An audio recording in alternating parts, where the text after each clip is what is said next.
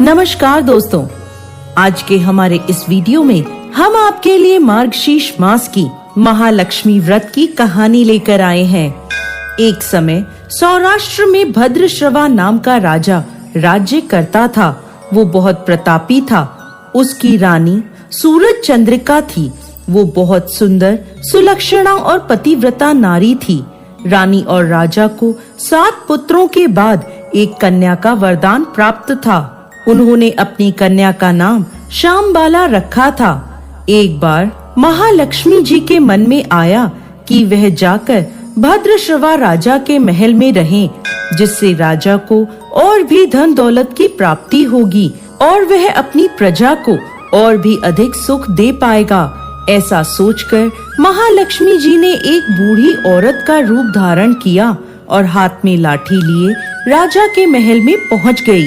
उन्हें देखते ही एक दासी उनके पास आई और उनका नाम, धाम, काम, धर्म सब पूछने लगी। वृद्ध ब्राह्मणी का रूप धारण करे महालक्ष्मी जी बोली, बेटी, मेरा नाम कमला है और मेरे पति का नाम भुवनेश्वर। हम द्वारिका में रहते हैं। तुम्हारी रानी पिछले जन्म में एक वैश्य की पत्नी थी, जो कि बहुत गरीब थे। गरीबी के कारण हर रोज उनके घर में झगड़े और कलेश होते थे। इससे तंग आकर एक दिन वह घर छोड़कर चली गई और जंगल में खाली पेट भटकने लगी। उसकी इस दुर्दशा पर मुझे दया आई। तब मैंने उसे सुख संपत्ति देने वाली महालक्ष्मी व्रत की कथा सुनाई। मेरे कहने पर उसने श्री महालक्ष्मी का व्रत किया, जिससे माँ लक्ष्मी प्रसन्न हुई और उसकी गरीबी दूर हो गई। उसका घर संसार धन धान्य से भर गया। इसके बाद वह दोनों पति पत्नी परलोक सिधार गए और लक्ष्मी लोक में उन्होंने निवास किया।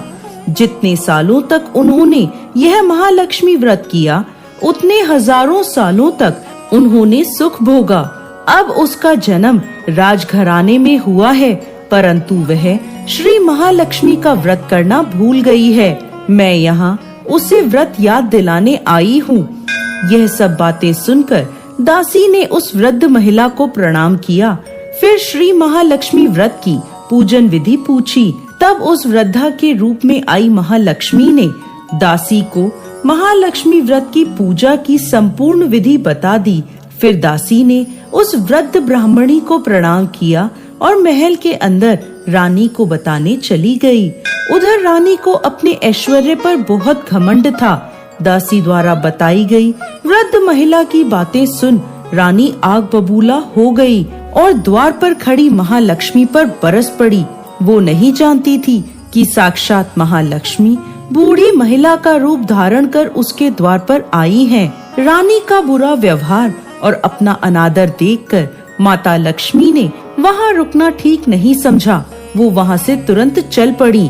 रास्ते में उन्हें रानी की पुत्री राजकुमारी शामबाला मिली। उस वृद्ध महिला ने राजकुमारी शामबाला को उसकी माँ के बुरे व्यवहार की सारी बात बता दी। यह सुन शामबाला ने महालक्ष्मी जी से अपनी माँ के व्यवहार की क्षमा मांगी। माता लक्ष्मी को राजकुमारी पर दया आ गई। उन्होंने शामबाला को महालक्ष्मी व्रत के बारे में बताया। शामबाला ने श्रद्धा और विश्वास से श्री महालक्ष्मी व्रत किया। फलस्वरूप राजा सिद्धेश्वर के सुपुत्र राजकुमार मालाधर से उसका विवाह हो गया। वो अपने पति के साथ ससुराल में आनंद से दिन बिताने लगी।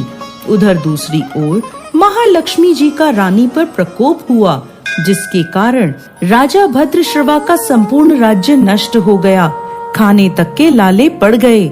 ऐसी हालत में इधर उधर भटकते हुए राजा और रानी जंगल में रहने लगे। एक दिन रानी राजा से बोली, स्वामी, हमारे दामाद इतने बड़े राजा हैं, धनवान हैं, ऐश्वर्यशाली हैं। उनके पास जाकर उन्हें अपना हाल बताइए, वो जरूर हमारी मदद करेंगे। यह सुन राजा भद्रश्रवा अपने दामाद के पास जाने को तैयार हो गए। दामाद के राज्य में पहुंचकर वह एक तालाब के किनारे विश्राम करने लगे। वहां आती जाती दासियों ने उन्हें देखा तो विनम्रता से पूछने लगी कि आप कौन हैं। जब उन्हें पता चला कि यह रानी श्यामबाला के पिता हैं, तो वह दौड़ती हुई रानी के पास गई और उसे सारी बात बता दी। रानी ने दासी के हाथों